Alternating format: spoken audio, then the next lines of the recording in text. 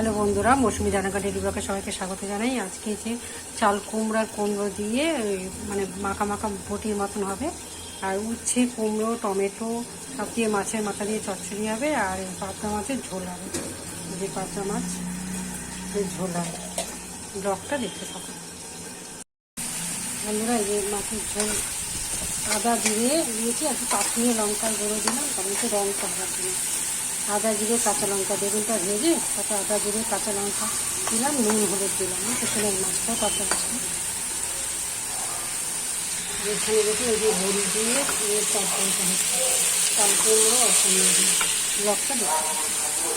এবার জল বন্ধুরা, এই যে চাল কুমড়ো বটি, উচ্ছে আলু মাছের মাথা দিয়ে চচ্চড়ি, আর এখানে পাবদা মাছ। ব্লগটা দেখতে থাকবে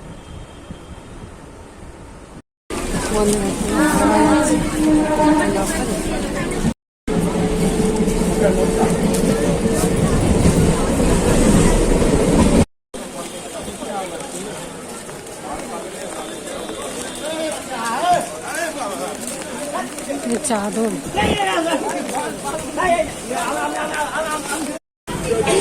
রাস্তা করে দিলাম।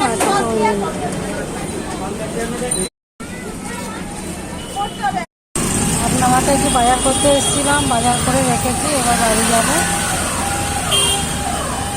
কেনা মানে